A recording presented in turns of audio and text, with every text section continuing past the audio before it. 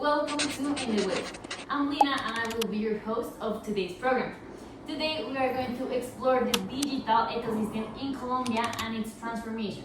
For that we have some special guests, Ana, MH, Lu and Nicolas. So let's get started with this question. Nicolas, how has the reading medium evolved in Colombia? Oh, that's a great question, Lina. Well, first of all, we have to say that newspapers and magazines have been a very important part of our culture here in Colombia. How are these going to do this digital transfer? Well, first, newspaper, they have like Facebook, Instagram, and TikTok pages, and also magazines like Semana have the same services. Also, they have web pages where people can subscribe us. That's interesting, Nicholas, but do you think that digital platforms had replaced completely print media? Well, not entirely, because there are people that still prefer the physical magazines or newspaper. But this has like a very good influence in nowadays. That's true. So now, Luna, tell us, what about television? It's a similar story. Absolutely, Lily. Traditional TV with fixed schedules and limited options had opened the way to streaming platforms. Remember when we had to wait for our favorite show? Now, with platforms as Netflix, HBO, and Disney Plus, we decide what and when to watch. It isn't just about convenience, it's about control. Even if broadcasters decide what to stream, you decide if you want to watch it or not. But Luna, do you think traditional television will disappear completely? Not in the near future, Mari. There's still a market for live events, new broadcasts, but streaming is definitely a permanent option. Well, I think that's fascinating. So, Amy, tell us, has radio followed this impact? Definitely. Radio in Colombia has a rich history, dating back to 1923. It was the main source of news and entertainment, with the stations like Caracol and RCN shaping public discourse. But with the rise of the internet, radio had to evolve. Now we have online streaming and podcasts. Platforms like Spotify, YouTube Music, and Deezer offer on-demand content.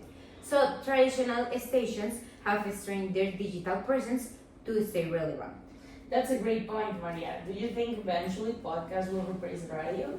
I don't think so, Anna. Podcasts are growing, but radio still has a strong listener base, especially in rural areas. So, as you say, adaptation will be the key. So, Anna, tell us, how has the telephone played a role in this transformation? Telephone is often being overlooked, but it is actually revolutionary. The landlines were in 19th century, but now we have smartphones that help us with our communication every time. So we pass from the phone to a digital hub that helps us now with our social, professional network, and we can live without it. Anna, do you think smartphones will replace normal calls? In a way, yes, Nico. Right now, people prefer apps like WhatsApp instead of just having a call. Okay, now, speaking about digital evolution, let's talk about major tech companies, such as Microsoft, for example, has been essential in Colombia digital growth. They arrived here in 1992, pushing AI and cloud computing. Today, they have tools like Microsoft, PowerPoint, Azure, and all PowerPoint platforms that help business innovate. So, Nicolas, tell us, what about Amazon? Well, Amazon entered here in Colombia in 2018 with some personalized customer service, but its impact goes way beyond that. Because it encouraged other companies as Falabella, Linio, or Mercado Libre to improve their systems and to make Colombia a better place to trade or to make e-commerce. That's true, Nico, but do you think Amazon's dominance it's a threat to local business? I think it's a challenge for them, but also an opportunity. So I think both can work together. That's a game changer, right? Maria, now tell us how Google has transformed like this digital world. Google set up its Bogota office in 2007, and since then it was revolutionized personal and business interaction. Gmail, Google Drive, and Maps are daily essentials. YouTube is huge in Colombia, with local creators thriving. For business, Google Ads and Workspace drive digital strategies, while Google Cloud supports corporate innovation. And Marie, do you think Google will maintain its dominance in the future? It depends, Luna. Competition is growing, but Google's ecosystem is deeply ingrained in our lives. Well, that's amazing. Another important one is Apple. That's a big one. So Anna, tell us.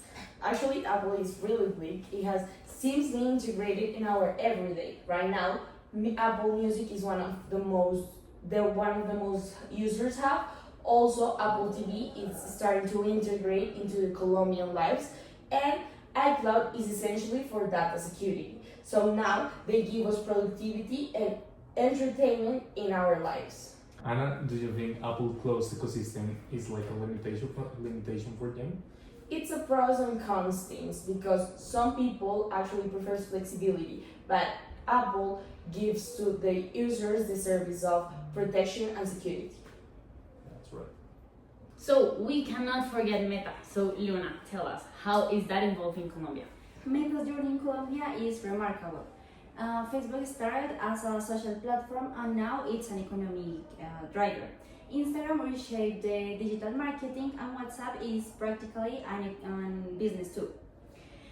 Meta isn't just about connection, it's about politics, culture, and commerce. These platforms are deeply embedded in Colombia's digital DNA.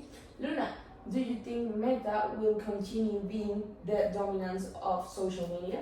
It's possible, Anna, but different trends or platforms could change its position. Okay, that's a perfect way to wrap up our discussion. So thank you, Anna, Amish, Lu, and Nicolas for being here with us and complementing all our program. We can't forget that technology didn't change us, indeed we defined us. So see you on the next Wave Innovation. Bye!